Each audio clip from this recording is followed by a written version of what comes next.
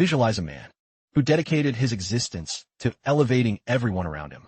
He bestowed supreme authority, limitless prospects, and every treasure upon those he trusted most. Yet, precisely as he approached the absolute zenith of his journey, the 9 Empress sovereigns he sacrificed everything for conspired to stab him in the back and abandon him to his demise. But Providence granted him a miraculous second life. Death could not hold him. He was reincarnated into his own past. And he wasn't the only one. The 9 Empresses also returned, their memories intact. However, in this timeline, the narrative is no longer a desperate struggle for survival. This time, a single chilling question remains. Without my divine intervention, exactly how far can you pathetic lot actually climb? Chapter 1 opens upon the peak of the 9 heavens, where emerald vistas stretch to infinity. Radiant peaks shimmer with celestial light, and spiritual essence saturates the air, transcending the mortal plane. This sanctuary is so ethereal and tranquil it feels forbidden to common men. Near the gates of a secluded sect. Atop this summit, an elder proclaims that today, our 9-Fate Empyrean shall validate his Tao and ascend to saintship. He vows that upon reaching the saint realm, his lordship will claim his rightful throne within the 9 heavens. This, he shouts, is a blessing for the master, the sect, and every soul present. The elder continues, promising the crowd a spectacle they might never witness again in 100 lifetimes, a truly legendary milestone. To see it with their own eyes is their ultimate glory. He then commands everyone to welcome the 9-Fate Empyrean and initiate the tribulation transcendence.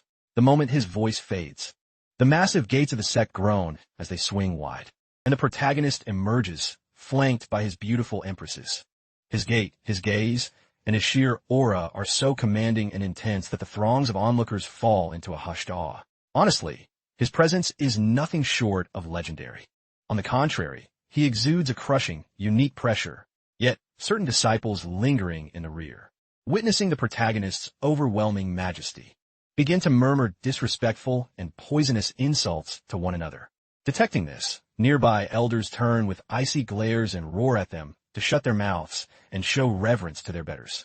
The elders issue a stern warning that if this man were to shift his temperament even slightly, his catastrophic power could single-handedly annihilate their entire lineage. They remind the youths that in days past, he stood alone against the demon race and personally razed the demon domain to ash. Hearing this, the disciples turn deathly pale, and a heavy dread settles over the crowd. Suddenly, the heavenly tribulation officially ignites. The heavens thunder as jagged lightning tears the sky apart, and the entire plateau is engulfed in the raw energy of the trial. Our hero does not flinch for a heartbeat, striding boldly into the very heart of the storm to meet his fate head-on. Not for a single second does he betray a hint of terror or uncertainty. The spectators are paralyzed with shock. Then, without warning, from the center of the lightning, an ancient, ethereal figure slowly materializes. His simple presence makes the very air feel suffocatingly dense. Even the protagonist is momentarily startled, as such an occurrence is unheard of.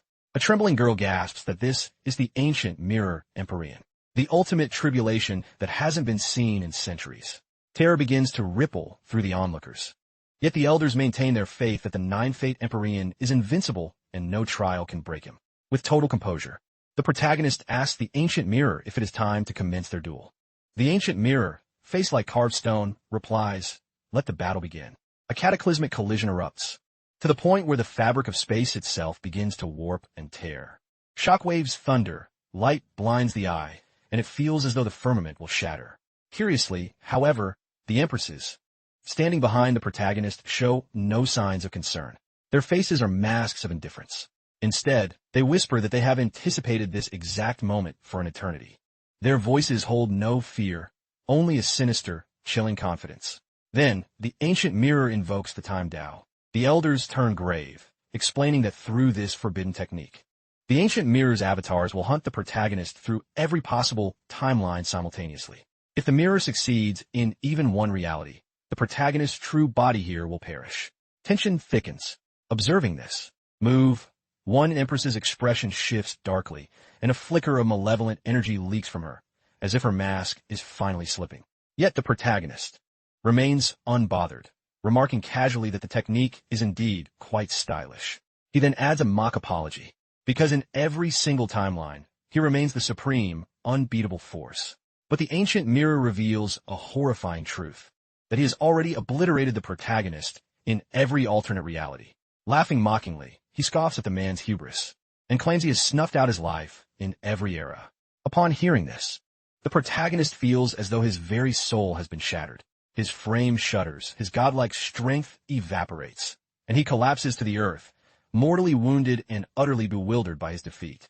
The ancient mirror explains that while his power is vast, the yin-yang devouring goo has been festering in his marrow for ages. That is why he was so easily executed across time. The protagonist finally grasps the horrific truth, and slowly turns his head to look at his beloved empresses. He asks in a rasping, hollow voice, "Don't tell me you all were blind to this." But the sight before him is a nightmare. The empresses break into mocking laughter, as if his agony were a comedy. It is revealed that this goo insect is undetectable, and can only be planted through the intimacy of yin and yang. The ancient mirror coldly states the outcome was inevitable. He knew the protagonist's fatal flaw was his loyalty, and it was the very women he cherished who poisoned him. One empress laughs hysterically, shouting that there was never any love. They only lived in the shadow of his power and craved escape. Another spits out bitterness over old oaths, claiming she could have been happy without him. The mood turns venomous. The empresses unleash their hidden powers to finish him, twisting the truth to cast themselves as survivors and him as a monster. The protagonist's spirit breaks. Pure fury and betrayal ignite in his eyes. He roars that without his hand, none of them would have ever even sniffed the title of empress. He treated them with more grace than the heavens, never dreaming of such treachery. As he gathers his remaining life force to strike, the ancient mirror delivers a finishing blow from the shadows. The protagonist snarls that if he must fall, he will drag every single one of them into the abyss with him. The empress's faces turn to masks of panic, screeching that he is detonating his core and will vaporize everyone in the vicinity. The ancient mirror watches the chaos and notes that winning while his foe is poisoned feels like a hollow triumph. Perhaps he is worthy of a different fate. He tears open a temporal vortex, sucking the protagonist and the 8 empresses inside, smiling as he tells them to settle their score in the next life. Then, the ancient mirror weaves a space-time reversal spell, hurling the souls of the protagonist and his betrayers 55 years back into the past. The scene resets to decades earlier. The protagonist, Lu Yi, blinks in sheer disbelief. Everything is hauntingly familiar, yet fresh. Standing before him is the first empress, Su Ling, the future 9-heaven sword goddess, but currently just a lowly servant. Her mind is spinning from the sudden rebirth. Catching sight of him, she shrieks in pure terror, calling him the demon lord and screaming about whether she's truly trapped in the past again. Liu Yi smirks darkly, realizing that she, too, has brought back her memories of the future.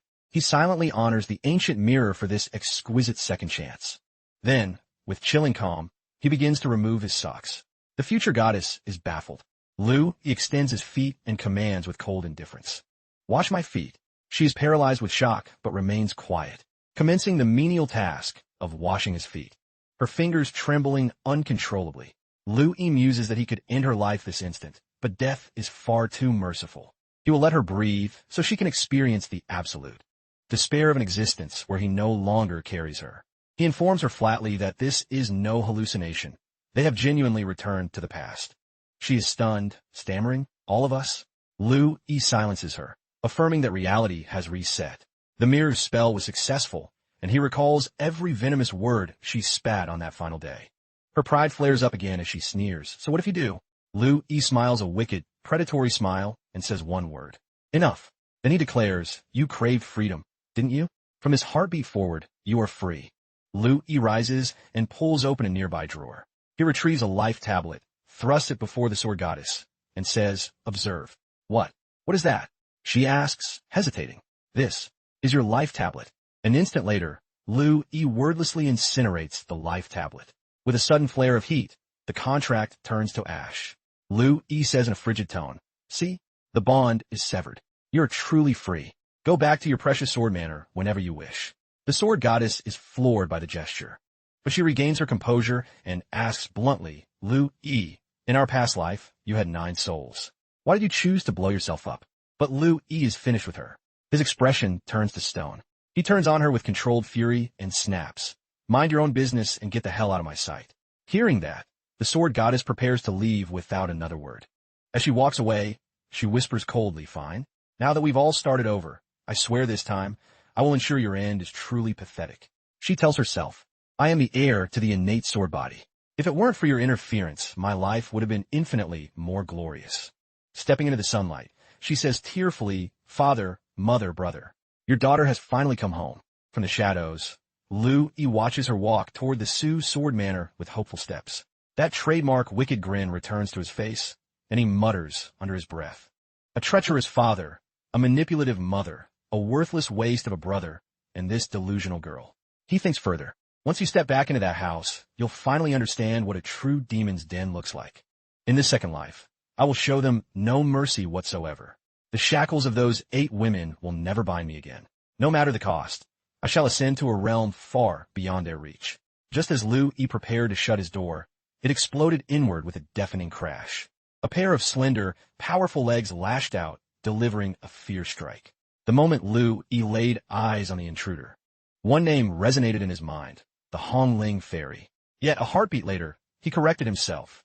In this timeline, she is still known as Yu Hongling, the girl who had forced her way and was unmistakably her, radiating pure fury. Yu Hongling stood before Lu Yi, screaming his name with reckless abandon. She launched herself at him, shrieking, "Today, I will end you once and for all." However, Lu Yi's sheer power eclipsed her own. Without even utilizing a technique, he seized her throat with one hand, hoisted her up, and left her dangling helplessly by her own legs. Yu Hongling couldn't even process how she had been overwhelmed so instantly. Lu Yi leaned in, his voice dripping with lethal intent. "You still possess the audacity to raise a hand against me?" He pinned her down with such force that she was paralyzed. With a voice cracking from terror, she stammered, What are you planning?" But Lu Yi had no interest in wasting further effort on her. He already knew her future was destined for mediocrity. He commanded icily, "You will repair this door with your own hands today. Fail, and I will snap your neck where you stand." Despite her predicament, Yu Hongling trembled but spat back, "I refuse. If you hadn't interfered, I would be at Feng Wu's side right now." Lu Yi let out a mocking sneer. "Then in this life, nothing has changed. If you wish to find him, you'll have to crawl for it, won't you?" At those words, Yu Hongling's face went rigid with dread. Shaking violently, she whimpered, I'll fix it. I'll fix the door. Just let me go." Lu Yi only tightened his grip. In that moment, she realized with despair that even with a fresh start, she was still a mere puppet in his hands. Then, he tossed her to the floor like a common worm. Treating her like a mere insect, he barked, "Get to work. If that door isn't perfect when I return, your life is forfeit." Yu Hongling struggled to her feet, trying to regain some dignity. In a fit of helpless rage, she shrieked at him, "Lu Yi, in our past life, we were Tao companions. How can you be so heartless?" Lu Yi's expression remained a mask of stone. "That was then," he replied with chilling apathy. "In this life, we are absolute strangers." Those words struck her like a thunderbolt. Shame and fury burned in her eyes, but she was silenced as the scene transitioned. The setting shifts to a magnificent garden where vibrant flora blooms under a canopy of drifting spiritual energy. Lu Yi stepped into this paradise. There, an ethereal woman, looking like a celestial being, was meticulously tending to the blossoms. This was Bai Qiu-long. The moment Lu Yi arrived, Bai Qiu-long sensed his presence. She looked up as Lu Yi offered a respectful greeting to his master. However, upon seeing him, Bai Qiu-long's face clouded with shock. She demanded bluntly, "Why is only one of your 9 lives remaining?" Faced with her direct interrogation, Lu Yi paused, scratching his head. This disciple was clumsy. He lied smoothly. "During a forced breakthrough, I merged my 9 lives into one. That is why only one survives." Bai Qiu-long's temper flared. She stared him down sternly. "I have found a way to suppress the devouring heaven curse, so bury those memories of the past. Treat it as a fever dream. We will never allow those tragedies to repeat," she added, her voice sharpening into a blade. "If those treacherous, filthy thoughts ever sprout in your mind again, I will personally erase you from this sect." Lu Yi bowed his head. This disciple shall never forget master's wisdom. Outwardly submissive, he secretly scoffed. "You think you found a way? If I hadn't absorbed that poison myself, you'd never have become the heavenly empress."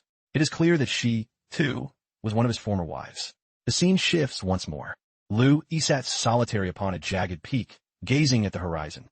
"My cultivation has plummeted to the 5th level of qi condensation," he mused. "It seems I must climb the ladder from the very bottom again." Then he whispered, "Old friend, are you still with me?"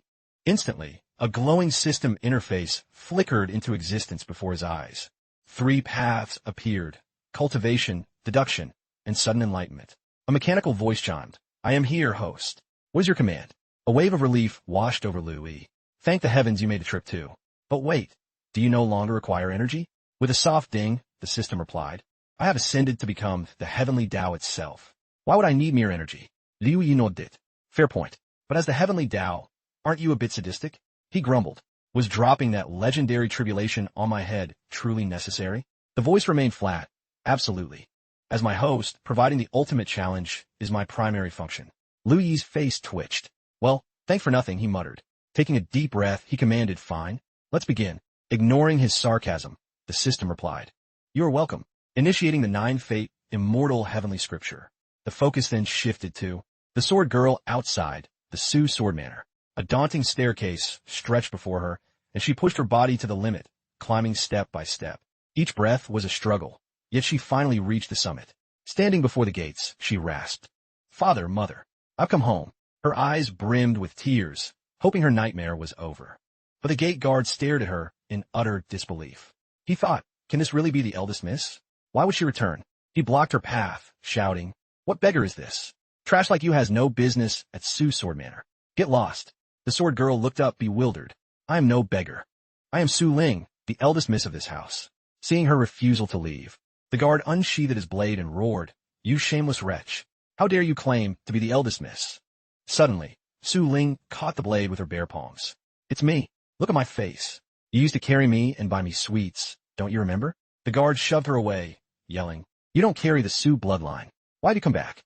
Internally, he was panicked, thinking she had finally escaped that hell. "Why return just to throw your life away again?" Su Ling wept, insisting that even without blood ties, her parents loved her. At her cries, another guard recognized her and shouted, "It's true. The eldest miss has returned." Chaos erupted within the manor. The manor head, her adoptive father, rushed out wearing a mask of concern, followed by his wife. Su Ling threw herself into his arms, sobbing, "Father, I've returned." Her mother dabbed at fake tears with a practiced, loving gaze, and asked where she had been all this time. Su Ling explained that she had been held by the Great Tao sect and had barely managed to flee.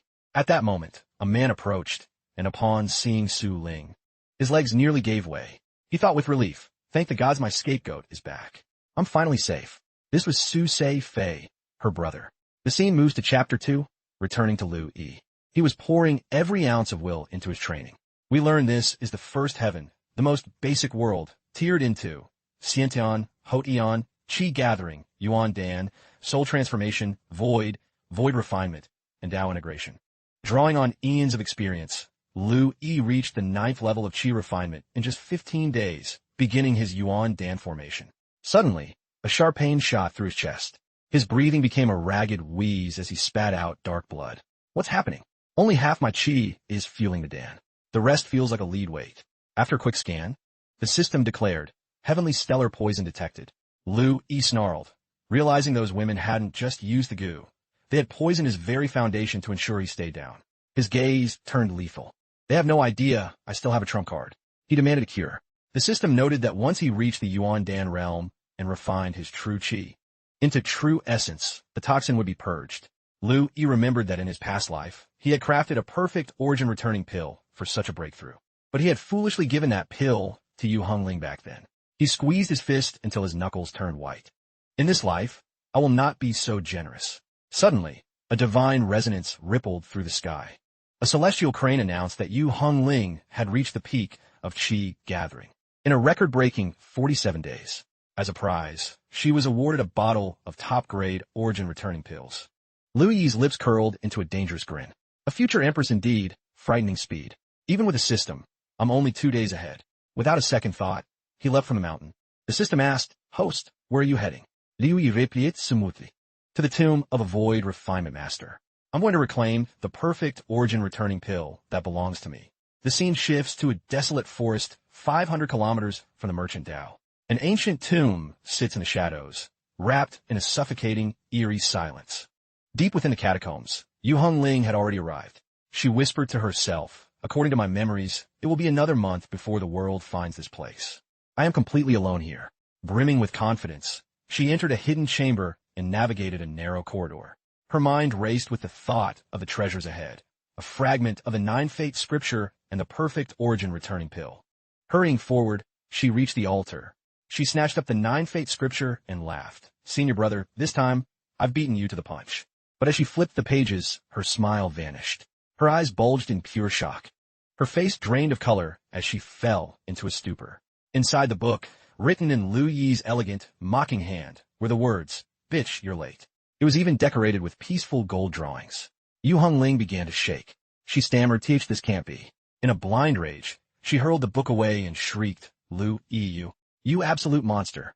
As the book hit the floor, dozens of golden laser traps hummed to life throughout the tomb, surrounding her in a lethal grid. Yu Hongling's bravado turned to pure terror. She looked up and screamed, "Lu Yi, let me out." But her cries echoed into a void of silence. The scene shifts once more. 3 days later, a battered and furious Yu Hongling marched toward the protagonist's home. She didn't hesitate, kicking his door wide open. "Get your pathetic self out here," she roared. Her body was a map of scratches and bruises. While the wounds were superficial, the humiliation of the last 3 days was unbearable. She had reached her breaking point. As she tried to storm in, a sudden palm strike caught her squarely in the midsection.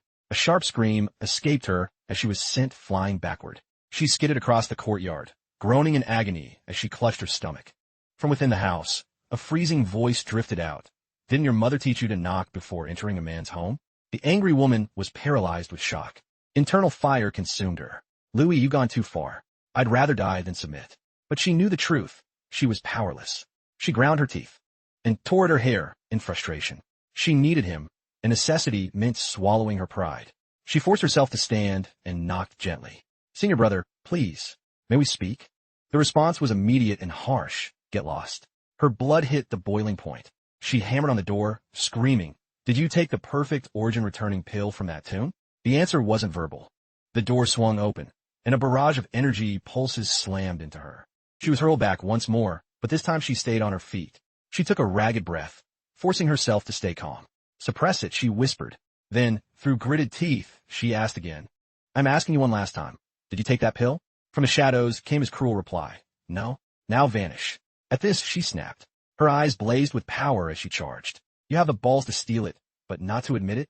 Today, we settle this in blood." But in that instant, the master appeared between them. She released a crushing aura that froze Yu Hongling in her tracks. "Hongling, enough," she commanded. The girl's rage evaporated instantly. She collapsed to her knees and began to wail like a wounded child. "Master, he's attacking me," she sobbed, twisting the facts to make herself the victim. The master turned toward Lu Yi with a stern gaze. "Lu Yi, why would you strike your junior sister?" Now, to clarify, while she may have been his wife in the past, her current behavior shows no sign of that. She only knows he has one life left and carries the weight of a past era's anger. As a master, she's trying to manage his volatile spirit. Lu Yi opened his eyes and snapped. She barged in like an animal. She has zero respect. The master didn't argue. She helped the girl up and said softly, "Regardless, she is your sister in the Tao. Let this grudge die." Then she asked, "Why did you come here today?" "Hongling." The angry woman pointed a shaking finger at Lu Yi. "He stole the perfect origin returning pill. He doesn't even need it, and I want to trade for it." The master turned back to Lu Yi. "Lu Yi, your talent is legendary. You truly have no need for that pill. Why not give it to her? I will compensate you with whatever you desire." Lu Yi's face remained a cold mask. "I'm afraid I need that pill myself," he replied flatly. Hung Ling exploded again. "What garbage! Do you really think I can't condense my Dan without your help?" Her constant shrieking finally broke his patience. He stood up, reached into his sleeve, and pulled out the glowing pill. He let out a long sigh. The master's face lit up with a smile. "That's my good disciple. I knew you'd listen." She was about to praise him further when the air grew cold. With a dark smirk, Lu Yi tossed the pill into the air and caught it in his mouth. He chewed it slowly, maintaining eye contact with the master before swallowing. She was paralyzed with disbelief. "Lu Yi, why?" she whispered. "I'm deeply disappointed in you." Before she could continue, the angry woman let out a final, furious scream. "Just you wait, Lu Yi. I will condense a secret Dan and make you pay for this insult." She stormed away, her hatred plain to see. The master sighed heavily. "I know you are full of bitterness, but was such cruelty necessary?" With that somber note, the scene changed. Back at the Sword Manor, the Sword Girl was being pampered, with her mother spoon feeding her porridge. "I cooked this jade rice just for you, darling. Tell me, is it delicious?" The instant the Sword Goddess tasted the food, Her expression brimmed with joy and deep sentiment. She whispered, "I'm so grateful, Mother. You are the only person who truly cherishes me. I wish to stay by your side and father's forever." Her mother offered a thin smile and teased, "Is that so? You prefer us even over the parents who gave you life?" The sword goddess beamed and answered, "They abandoned me the moment I was born. How could they ever compete with your devotion?" Her mother gave a soft laugh and patted her hand. "That's quite enough. Now, off to bed for some rest." The sword goddess obeyed gently, but behind her back, her mother's face twisted into a grotesque grin. It was a bone-chilling look of sheer relief. She thought, "We are delivered. Saved at last. Our entire lineage is finally out of danger." Meanwhile, a sudden, heavy lethargy washed over the sword goddess, making her eyelids feel like lead. She asked hesitantly, "Mother, why is this exhaustion hitting me so hard?" In that moment, her mother turned slowly, her voice sweet yet sharp as dry ice. "If you're tired, simply close your eyes." As the words left her lips, the sword goddess lost all command over her limbs. Drowsiness crushed her. She lost her balance and slumped onto the mattress. Clutching her throbbing temples, she thought, "Something is horribly wrong. This isn't normal sleepiness. I've never felt this sick before." Fighting to stay conscious, she channeled her inner energy and commanded, "Activate the Great Lotus Sword Scripture. Scan for any toxin or ailment." But when the spiritual diagnostic flared to life, her heart skipped a beat. She shook with terror. "I've been drugged. How? How could this happen? Was it the jade porridge?" Just then, a heavy thud echoed as someone knocked on the door. A voice called out, "Is the girl out cold yet?" Trapped in a web of confusion and fear, she immediately lay flat, pulled the covers over her face, and mimicked the rhythmic breathing of a deep sleep. The door creaked open. Her mother entered, flanked by 3 figures. All warmth had vanished from her tone. In a frigid, heavy voice, she stated, "Excellent. The sedative has taken hold. Let us begin the procedure." One of the men stepped forward. It was the sword goddess's elder brother. Smirking at his mother, he remarked, "Mother, you are as ruthless as they say. Truly, no one plays the game better than you." Both mother and son looked down at the sword goddess with murderous eyes. The mother ordered, "Lift her up and bring her before the ancestor." The brother let out a manic chuckle, completely unaware that the sword goddess was wide awake. She caught every syllable. Each word was a poisoned needle in her soul. Hearing such atrocities planned by her own flesh and blood caused her spirit to fracture. Tears traced silent paths down her cheeks. She screamed internally, but her muscles were frozen. She realized the home she called a sanctuary was actually a lethal trap. The scene shifted to 2 lackeys carrying the sword goddess, while her family marched behind them like a funeral procession. Suddenly, the sword goddess's father beckoned a henchman. "Did you take care of Suzy?" Suzy was the guard who had initially blocked her at the entrance. The man bowed. "Lord, Suzy's entire bloodline has been erased. Not a single witness remains." At the mention of the guard, the Lord's face darkened with irritation. "Good," he spat. "I nearly let a common slave jeopardize my entire master plan." Snorting with contempt, he glared at his son. "If she hadn't been foolish enough to crawl back here and offer herself up, you would be the one burning for the sword. Your hide was saved by her stupidity. Take this as a warning. Stop your drinking and whoring and start using your brain." But the son was a mirror of the father. He dismissed the lecture with a shrug, exhaling in relief. "Yes, father, I understand. I promise to focus solely on my cultivation from now on." The group remained oblivious that the sword goddess was recording their every confession. Hearing them mock her return as offering her life, she began to wail silently in the dark of her mind. She realized her entire upbringing was merely a fattening process for the slaughter. From behind, the brother watched her with predatory lust. "She's going to be a corpse anyway. Why not let me enjoy her for a bit first? I only need 30 minutes. Instead of a father's righteous fury, the man simply grabbed his son's arm, jerking him forward. "What kind of filth are you spewing? She is technically your sister. Don't drag our family's prestige through the gutter." Wincing, the son grumbled, "Ow, Dad. Let go. Besides, she's just the whelp of 2 dead servants. Having our name doesn't make her blood." This revelation hit the sword goddess like a physical blow. Shuddering in her mind, she thought, "So you monsters slaughtered my biological parents as well?" At that moment, the mother smiled, sided with her son, and said to her husband, "Oh, let the boy have his way. She's dying regardless. Give them an hour." The father glared at her and snapped, "Absolutely not. We will not delay the ancestors' forging for a single heartbeat, or the entire clan will pay the price." Watching her supposed mother utter such vile filth, the sword goddess felt a tide of volcanic rage rise. She thought, "I spent my life loving you as my mother, and you view me as a piece of meat?" Regret swallowed her soul as she whispered, Lu E, was this the nightmare you were shielding me from? Is this why you forbade me from coming back? Memories began to resurface. Moments that felt like cruelty then were now revealed as mercy. She recalled the brutal training sessions with Lu E, drills so intense she had feared for her life. Drenched in sweat and blood, she had once begged him, Master, please stop. I just want to go home to my parents. Lu E had looked at her with a faint, sad smile, though his eyes remained haunted. Comforting her, he had said, they aren't even your real parents. Why are you so desperate to return to them? The sword girl had pouted in defiance, stubbornly turning away as she replied, they treat me better than any real parents ever could. Seeing her stubbornness, Lu E had laughed softly. Very well, just wait until I finish forging this sword, and I will escort you home personally. She had walked up to him and teased. Master, stop with the tall tales. What sword takes a lifetime to forge? You're just making up excuses to keep me around. The vision faded. When the sword girl had finally returned to Sue's sword manor in the past, she had found it ashed. The manor was a funeral pyre, smoke, screams, and the stench of death. Her legs had given out then, and she had knelt in the embers, sobbing, Father, Mother, I failed you. In that moment, her hatred for Lu E was born. She had sworn, Lu E, you caused this. I will have my vengeance. But now, faced with the ugly truth, only agonizing regret remained. Her heart was in tatters. She realized in a flash of clarity, Lu E, the sword you spoke of, was actually a demon sword meant for my protection. The scene shifted once more. Simultaneously, our protagonist was watching the entire drama in high definition through the system.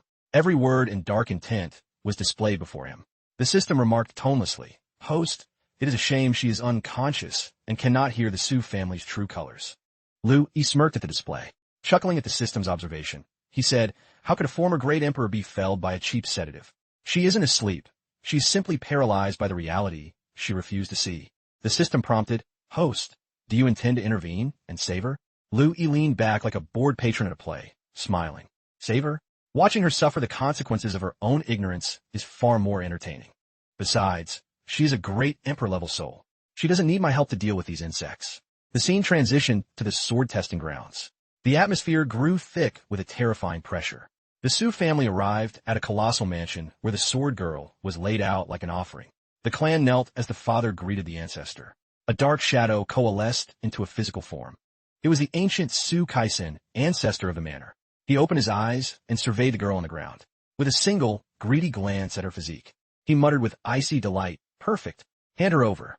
He stood and commanded the father and son, Sha Tian and Sei Fei. Stay here and bear witness to the birth of this demon sword. The two men bowed in awe. The ancestor approached a massive cauldron and ignited the ritual fires. Inside the vat, a blade hovered in the air. At first glance, it looked ordinary, but its aura was a vortex of purely demonic power. Staring at the weapon with lust, the ancestor roared with laughter. This blade has cost me 30 years of my life. Now, only the final blood sacrifice remains. The father chimed in with a congratulatory bow. Once the blade is tempered, you will ascend directly to the soul transformation realm. The ancestor raised his palm, commenced the ritual. Swords of black fire manifested in the air, swirling toward the demon sword. The blade vibrated violently as the ritual took hold. The earth shook while the ancestor chanted ancient, forbidden incantations. Then, he gave the order for the human sacrifice. At that precise second, the father scooped up the sword girl and walked toward the flames. Today, you fulfill your purpose for the Su family. We didn't raise you for free, he said without a shred of guilt. Without hesitation, he hurled her into the white-hot cauldron. She plunged into the fire. The heat was blistering, yet she didn't make a sound. Her brother watched, licking his lips with a sickening expression. What a waste of such a fine woman. Truly tragic. But then, the unthinkable occurred. Even in the heart of the inferno, the sword girl was smiling. There was no agony on her face, only a chilling, crystalline focus. Suddenly, she moved. She spat a spray of blood directly onto the hovering blade. The moment the contact was made, the demon's sword erupted in a pillar of violet flame. The vibrations intensified as if the weapon had found its heart. The father panicked, what is happening? And before he could blink, the demon's sword vanished from the air and materialized in the sword girl's grip. The sword's malevolent energy began to pulse in sync with her. The flames no longer seared her flesh. Instead, they acted as her pedestal.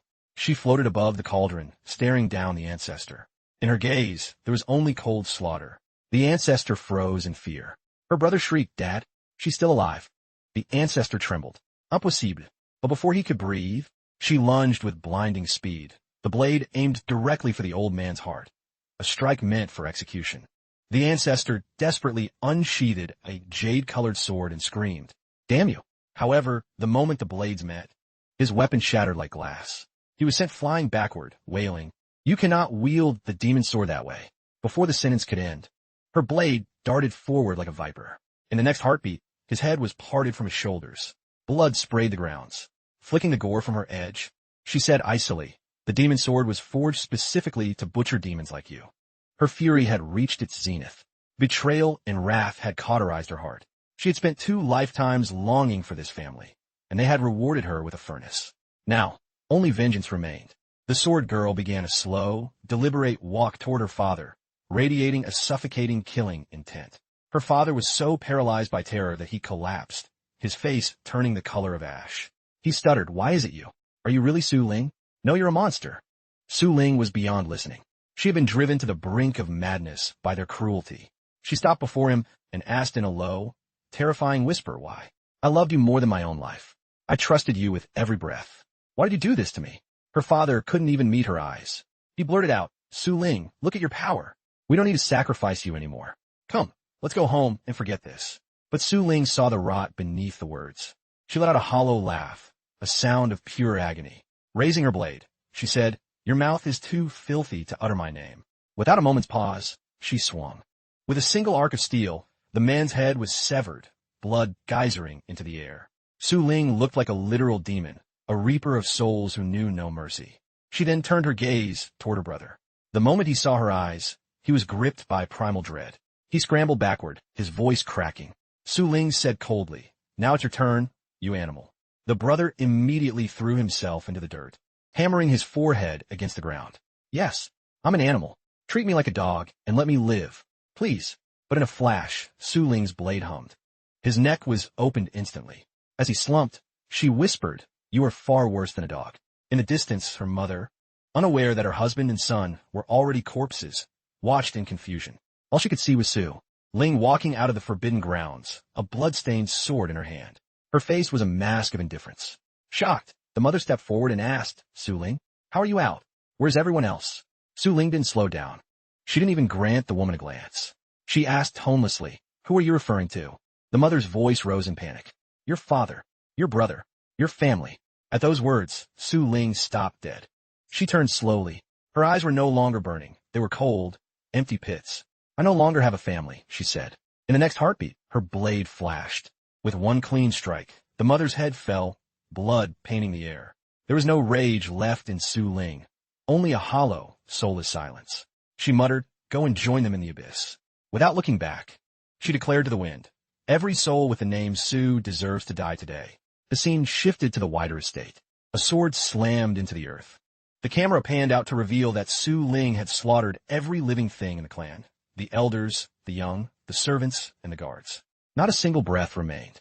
Su Ling was at her limit, her body a map of wounds and blood. She knelt, using her sword as a crutch, her hands shaking from the massacre. All of this was being broadcast live to Lu Yi. Watching the slaughter, Lu Yi gave a slight nod. Impressive. She didn't leave a single survivor at the Su Sword Manor. She even took out the livestock. Stretching lazily, he added, "All right, I've seen enough." He prepared to lie down on his bed. When the system chimed, "Host, will you not watch the end? A soul transformation master is arriving to execute her." Liu Yi Simirkit. What's the point? She brought this on herself. The scene returned to Su Ling. The manor was a graveyard of ruins and blood. Su Ling collapsed, whispering through a choked throat, "I was so wrong. I was so incredibly wrong." She had no strength left to flee. In the distance, a powerful presence approached. It was a soul transformation expert, the perfected Li Jian. The moment he spotted Su Ling and the legendary demon sword in her hand, his eyes gleamed with avarice. The demon sword, it's finally complete. Laughing with greed, he drew his blade. "That weapon only brings pain. Allow me to relieve you of your burden." He lunged with lethal speed. But Su Ling barely moved, offering no defense as if she welcomed the end. However, Li Jian jerked his blade to a halt inches from her throat. When he realized she wasn't even blinking, no fear, no hope, just a void, he let out a derisive laugh. "Just as I suspected. The girl has completely lost her mind. But at that exact moment, Su Ling lunged. With a single effortless parry, she unleashed a cataclysmic shockwave that sent Li Jian hurtling backward, shredding his robes and cratering him into the earth. Stunned and trembling, he wheezed, "She is merely at the Yuan dance stage. How is her blade mastery this monstrous?" Su Ling stood motionless, her eyes a hollow void drained of all vitality. Li Jian's gaze flickered with avarice. He realized this girl possessed a profound secret. Her sword was only the beginning of the haul. Suddenly, Su Ling pivoted and bolted into the distance. Li Jian was caught off guard. What? She was catatonic, just a heartbeat ago. He lunged after her, spewing venomous threats. "Don't you dare run. Submit to the great Li Jian." Su Ling fled with desperate speed, leaving a trail of crimson in the dust with every agonizing step. Her lips moved in a silent, rhythmic prayer. "I was wrong. I must pay for my sins." Her spirit seemed fractured, held together only by the weight of her penance. The scene transitioned to Lu Yi, outside his residence. The volatile Hung Ling was still hammering against the wood, shrieking a torrent of accusations. Lu Yi remained in deep meditation, a picture of absolute stillness. The system prompted its host. "She is dragging your name through the mud. Are you truly content to just listen?" Without flickering an eyelid, Lu Yi commanded, "Silence my senses. I must focus. Nothing shall impede my path to the Saint Realm." Later, Hung Ling's master arrived and delivered a sharp reprimand, disclosing that Lu Yi had painstakingly refined every one of her treasures countless times over. Hung Ling was struck dumb by the revelation, yet her stubborn pride forbade her from offering an apology. Incensed, her master banished her to the rear of the mountain to reflect in isolation.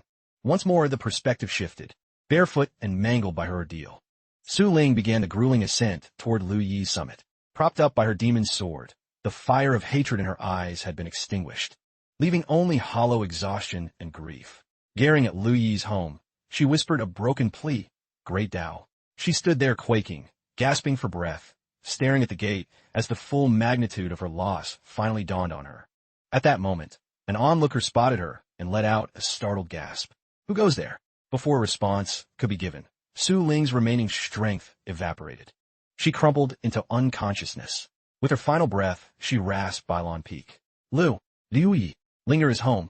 A female disciple rushed to her side, but a sharp, commanding voice halted her in her tracks. "Step away, Taoist friend." Looking up, the disciple saw Li Jian descending like a bird of prey. He landed with practiced grace and stated, "I have tracked this malevolent creature across the lands to this very spot. I mean no slight to the great Tao sect's honor. I will remove this filth immediately." Li Jian reached out to seize Su Ling, but the disciple drew her steel, barring his path. "Hold. Since she named one of our own, I must verify her claim. If he denies her, she is yours to take." She turned to appear and barked, "Guard her. Do not let him lay a finger on her until I return." The other disciple nodded firmly, "On my life." At Bailon Peak, the disciple arrived at Lu Yi's door and called out, "Junior brother Lu Yi, a wounded woman named Su Ling has collapsed at the gate, claiming to know you. She's being hunted. Is she a friend?" From within the silence, Lu Yi's voice came cold and sharp. The disciple repeated the name. "Su Ling." A heavy pause followed. Lu Yi finally spoke, his voice as cold as a mountain winter. "The name means nothing to me." The disciple sighed, understood. "We shall not interfere." Lu Yi reiterated with icy finality. "I said, I do not know her." "I hear you. Farewell," she replied and retreated. Inside, the system asked, "Master, are you truly going to let her perish?" Lu Yi answered tonelessly, "Have you forgotten the blood she spilled in our previous life? Besides, she is far too stubborn to die just yet." Back at the gate, the disciple returned to Li Jian and announced, "I have confirmed it. Our brother does not recognize her. She is yours." Li Jian's lips curled into a smirk. "Precisely as I thought. The great Tao sect is the pinnacle of virtue. They would never harbor such a witch." He stepped toward the unconscious girl, saying, "I'll dispose of her so she doesn't taint your holy ground." But as his fingers grazed her, an invisible hammer blow struck, flash freezing his arm into solid ice. Li Jian let out a roar of agony. "Who dare strike me?" A formidable presence manifested. It was Bai Qilan, her features carved from ice and burning with silent fury. "Enough." The disciples in the vicinity instantly dropped to their knees. "Greetings, martial aunt," Bai Qilan declared with iron authority. "This girl stays here. You are going nowhere with her." Li Jian ground his teeth in a rage. "The legendary Great Tao sect breaks its word. That is a stain on your righteous reputation." The female disciple leveled her blade at him. Silence, worm. Do you wish to test the edge of our sex resolve? Li Jian drew his weapon, laughing mockingly. Do not think my own blade is made of wood. The disciple tensed to strike. Then prepare yourself. But before she could move, Bai Qiulan unleashed a blinding strike, instantly encasing Li Jian's entire form in a block of ice. She commanded flatly, clean up this frozen trash. I am taking the girl inside. Gulan Gerit Suling. To a private chamber and urgently called out to her senior sister. Sister, please. You must save Su Ling. She placed the girl on the bed. Su Ling looked as though she had 1 foot in the grave. The senior sister began her diagnosis, muttering. What on earth could have inflicted such trauma? Bai Qiulan exhaled a heavy sigh. She is more ghost than girl. What sheer willpower kept her heart beating until she reached this peak? The senior sister gave a confident nod. Rest easy. If there is even a flicker of a soul left, I shall pull her back. Bai Qiulan bowed low. I am in your debt. Much later, Su Ling's eyes finally fluttered open. In her semi-conscious haze, she whispered a single name, Young Master. Seeing her stir, Bai Qiulan rushed to the bedside. Linger, you're back with us. Su Ling blinked in confusion. Sister Bai, where's the young master? The senior sister watched, her mind racing. Sister? How does a servant girl have the nerve to call Qiulan sister? Bai Qiulan replied tenderly. Lu Yi is deep in meditation. He has not yet emerged. Su Ling grew frantic. Did he ask you to rescue me? Thank you, Sister Bai, but I must see him immediately. Bai Qiulan held her back. Patience. Heal your wounds first. By the time you can stand, his gates will surely be open. Su Ling looked away, her voice trembling. I have to beg his forgiveness. I spent an eternity misjudging him. He wasn't trying to possess me. He was shielding me from the abyss. Sister Bai, we were all so blind to his heart. The senior sister's jaw nearly hit the floor. Possessor? We all. Heavens, have I walked into the middle of a grand forbidden romance? She stared transfixed. Bai Qiulan caught her gaze. The senior sister spun around, whistling and pretending to be busy. Qiulan approached and said firmly, Senior sister, would you mind giving us some privacy? There are matters I must discuss with Linger alone. The senior sister waved a dismissive hand. Of course I'm going. I'll leave you to your secrets. As soon as the door clicked shut, Bai Qiulan turned to Su Ling Linger. From this moment, call me Senior Bai in public. When the chaotic miasma nearly consumed me years ago, Lu Yi only used that extreme method to preserve my life. Outside, the senior sister was far from gone. She was pressed against the wood, gasping.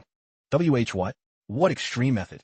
But Bai Qiulan sensed the eavesdropper, and instantly threw up a shimmering, soundproof barrier around the chamber. The senior sister blinked as the audio cut to dead silence. Why can't I hear a thing? This is the scandal of the century, and I'm being locked out. The nerve of her to block me. Chapter 7 began at high noon atop Bailon Peak. The sun hung at its zenith, bathing the mountain in golden light. Lu Yi's long seclusion had finally drawn to a close. He slowly unsealed his eyes and rose from the floor. He let out a deep yawn, stretched his stiff limbs, and stepped toward the light. After all, sleep had been a stranger to him for weeks. The scene shifted to the exterior of his home. A young woman remained kneeling on the frozen stones. It was Su Ling.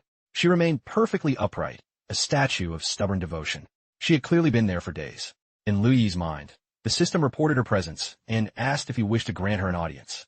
Lu Yi's face was an unreadable mask. He replied coldly that he had no such desire. He stated that the memories of her betrayal in the past life were still vivid.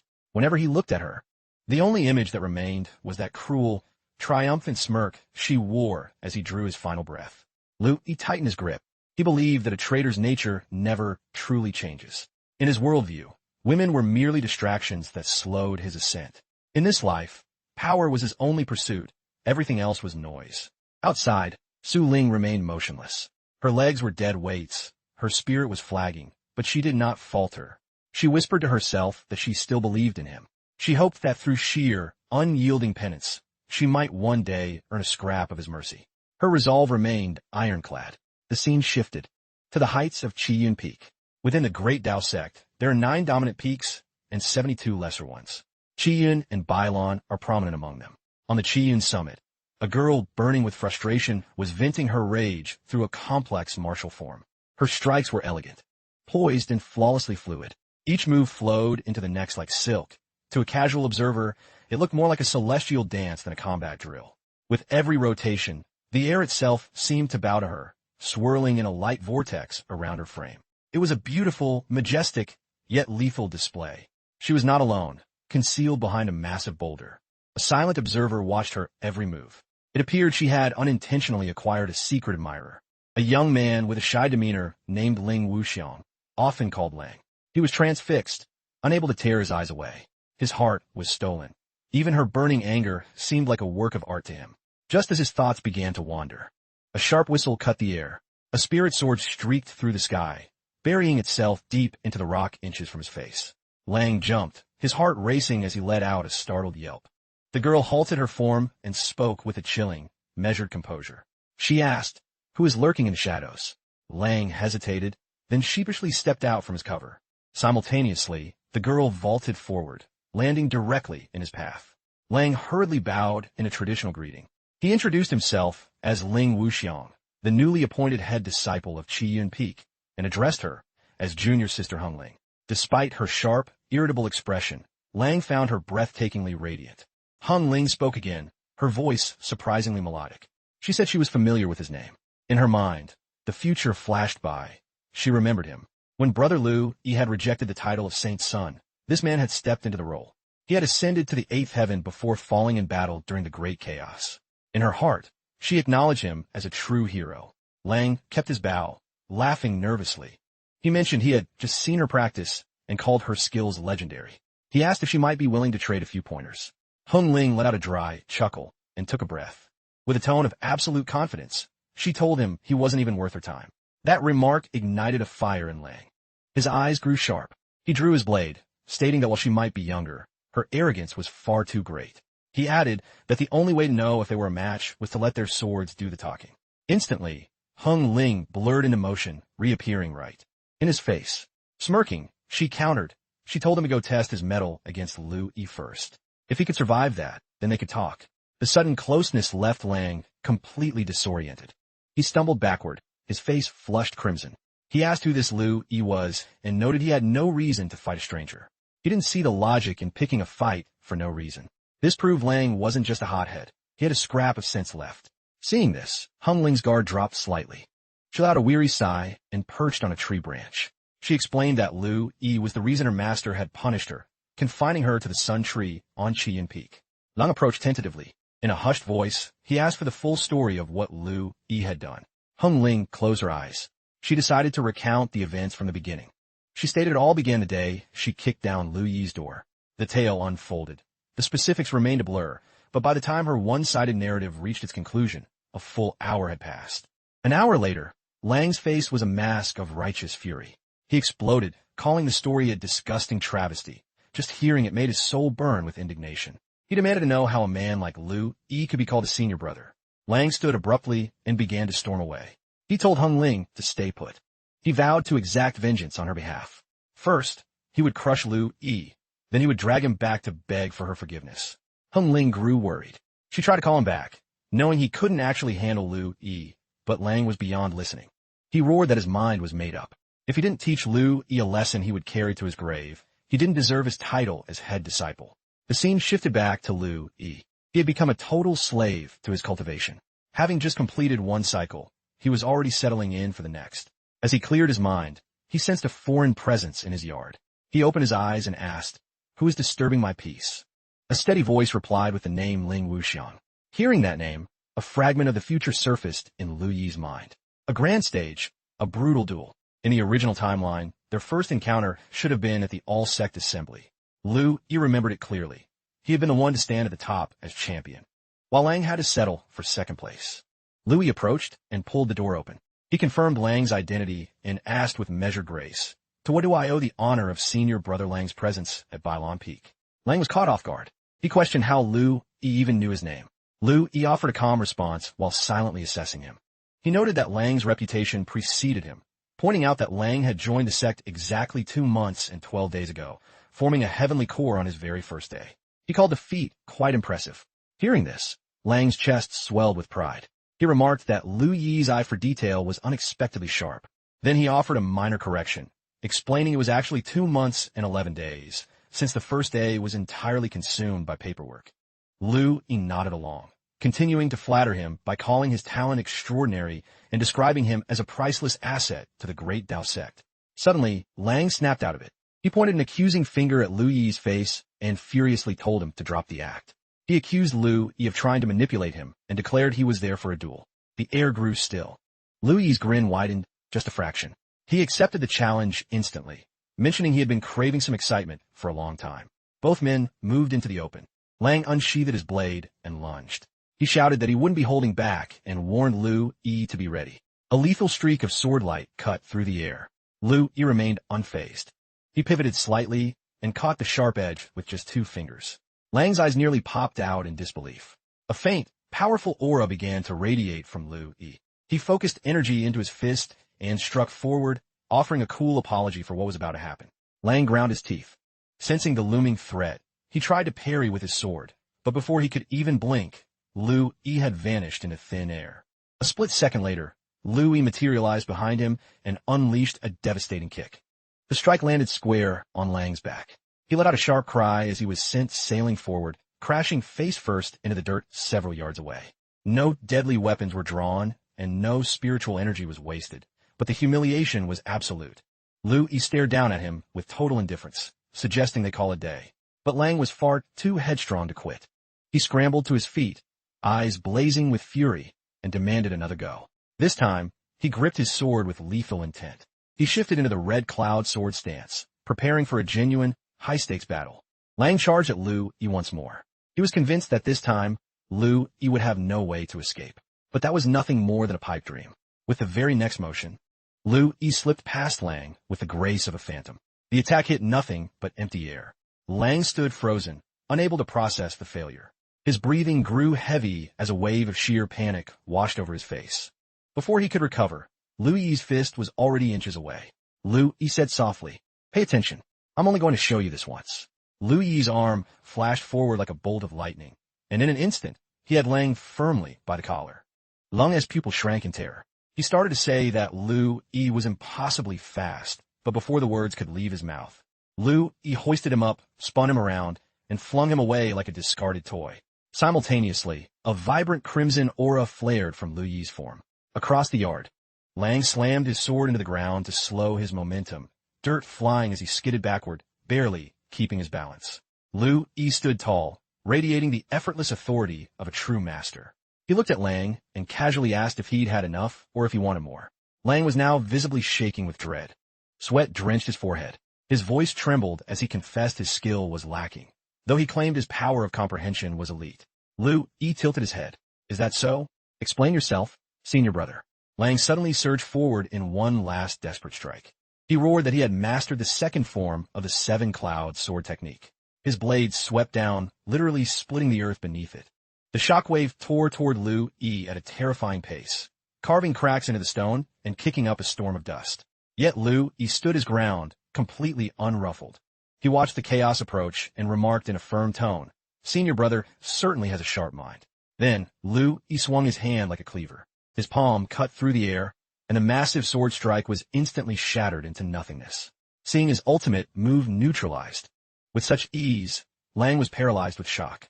He was soaked in cold sweat, staring blankly with his mouth agape. Lu Yi offered a small bow. He extended a hand in a gesture of peace and asked if they could end the fight there. Lang took a shaky breath. He returned the bow, formally conceding. He admitted that Lu Yi's strength far eclipsed his own and predicted that Lu Yi's future would be legendary. Lu Yi gave a subtle smile. He told Lang not to sweat it. If anyone asked, he'd say they went 10 grueling rounds, and he only won by a hair's breadth. Lang burst into laughter. He called Lu Yi a true friend and promised to remember the favor before turning to depart. He said his farewells, hoping for a future rematch. Just as Lang stepped away, Su Ling came rushing onto the scene. She was searching for Lu Yi and called out with joy, happy that he had finally decided to show himself. Lang looked back at her, wondering to himself, is Bailon Peak just a magnet for breathtaking women? But Lu Yi had zero interest in dealing with Su Ling. He slammed the door shut with finality. The bang echoed through the area. Su Ling was frozen, standing in a stunned silence before slowly sinking to her knees again. Her expression was one of pure heartbreak. She whispered a plea, asking why he had shut her out again. Lang walked over to her side. He told her that a woman's pride is worth more than this, and that the world is full of other men. If Louis didn't want her, why stay tethered to a dead end? Su Ling's grief overflowed, her eyes reddening as she begged for just one chance to talk. Lang tried to ignore the heartbreak. He turned and walked off with a heavy sigh, thinking it was a pity. Such a beauty, yet so tragically fixated. A catch like Ling Wuxiang was right there, yet she didn't even notice. The scene shifted back to Qi Yun Peak. The fiery temper girl was still working on her sword forms. Lang approached and informed Hung Ling that he had been defeated. At this, Hung Ling gave him a knowing, mocking smirk.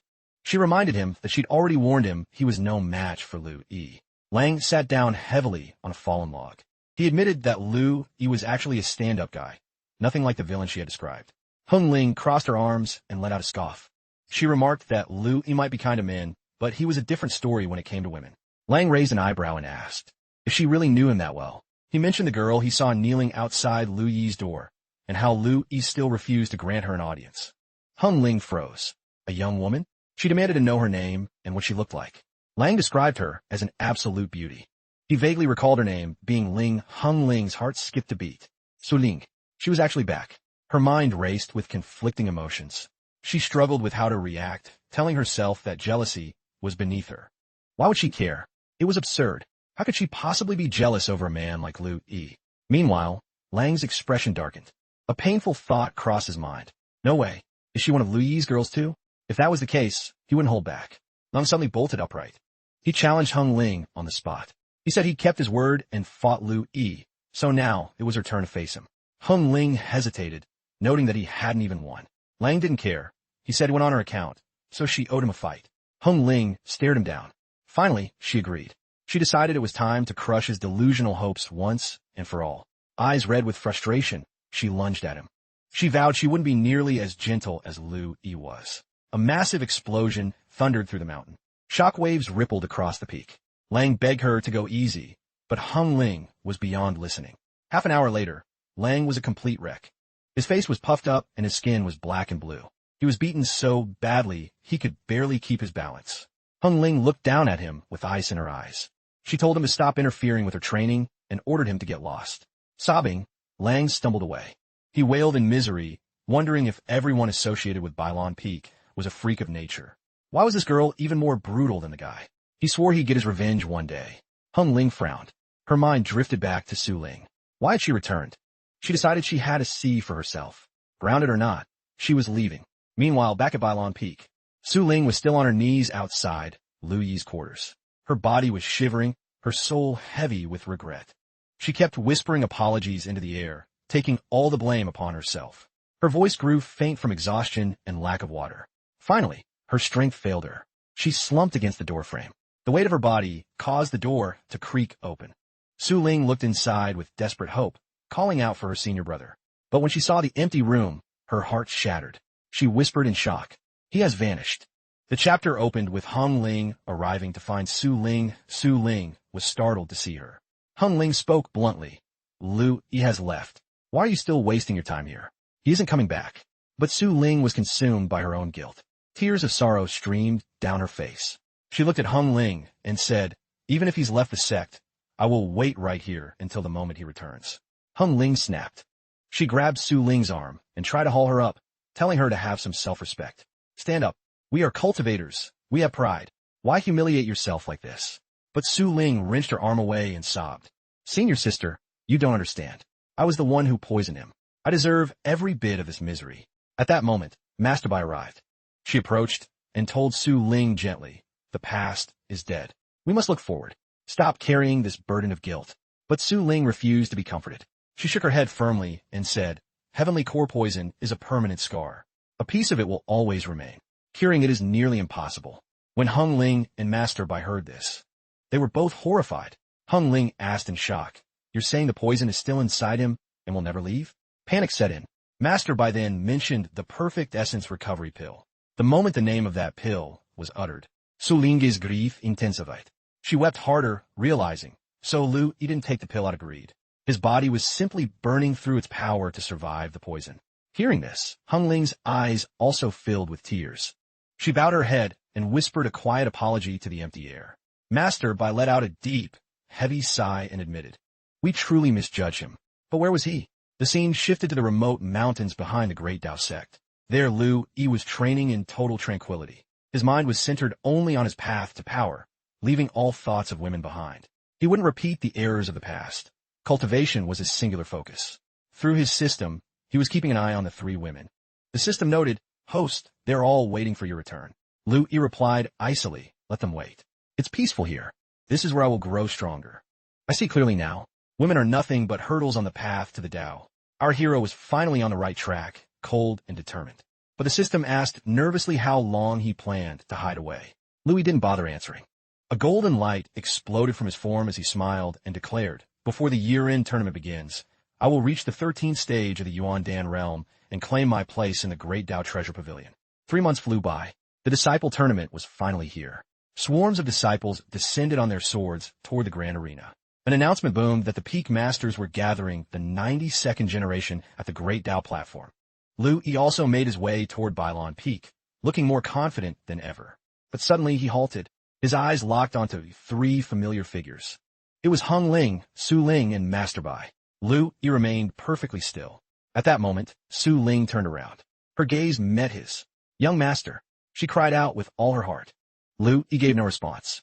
Suddenly, Hung Ling sprinted toward him, shouting, "Senior brother, I'm so sorry." Su Ling followed close behind, desperate to apologize. Master Bai called out as well, begging Lu Yi to wait. The scene caused a massive stir. Other disciples began to gossip in shock. What's the deal? 2 top-tier beauties are begging for forgiveness from one guy. The attention grated on Lu Yi. His expression hardened into ice as he said, "Get lost." The crowd was stunned. Did he really just tell 3 goddesses to beat it? Lu Yi looked like a true force of nature. Hung Ling balled her fists in fury. "Fine. If you want me gone, I'm leaving." She screamed and stormed off. Master Bai also turned her back, visibly wounded. "I'm exhausted. I'm going back." She couldn't believe how cold Lu Yi had become. Only Su Ling was left. She stepped forward and whispered, "Young master, please." But before she could say more, a group of male disciples dropped to their knees before Lu Yi and bowed low. "Big brother, you're an absolute legend. Teach us your ways." They finally understood. Forget women, focus on the path, and grind hard. Suddenly, a booming voice filled the air. "Everyone, to your stations." The crowd moved toward the arena. A final announcement followed. "All hail the deputy sect leader." An elderly man took the stage, his head balding and adorned with round spectacles, the very image of a stern official. He launched into a tedious, endless lecture regarding the Tao. Lu Yi exhaled a weary yawn and whispered, "That soul-crushing bureaucratic drone is identical to my previous life. I really should have slept in." At long last, the deputy sect leader bellowed, "This tournament is a ruthless, sudden death knockout. Fight with everything you have. No room for weaklings. I hereby proclaim. The 92nd Great Disciple Tournament has officially commenced." The clashes began immediately. A stunning young woman glided onto the combat floor. A swarm of disciples gawked shamelessly at her, but Lu Yi didn't even bother to blink. Watching his indifference, Hung Ling felt a storm of mixed emotions brewing in her chest. The duel ignited. Hung Ling dispatched her rival with one explosive kick, launching him clear off the stage. The deputy sect leader boomed, declaring her the winner. Su Ling was called next. Before stepping into the fray, she drifted toward Lu Yi and murmured, "Young master, I am officially a member of the Great Tao sect now." The shimmer of lingering regret still pooled in her gaze. She walked toward the arena, her eyes never leaving Lu Yi for even a second. The crowd was mesmerized by her grace. Her adversary sneered, "Listen, junior sister. You've already made a complete fool of yourself. Why are you still groveling at that man's feet?" Su Ling's face turned to stone as she answered with iron resolve. "I appreciate your worry, senior sister. But for me, the young master is a being more sacred than the Tao itself." Her opponent's temper flared into a fury. Absolute madness. I'll knock some reality back into your head. And on that note, the chapter concludes. If you're dying to see the next installment, the video is dropping shortly. In the meantime, hit like, subscribe, and drop a comment to keep us going. See you in the next one. Peace. I'm going to slap some logic into you. That wraps up this chapter. To catch the fallout, stay tuned for the next video coming your way soon. Until then, remember to like, subscribe, and leave a comment to show some love. See you all in the next episode. Peace out.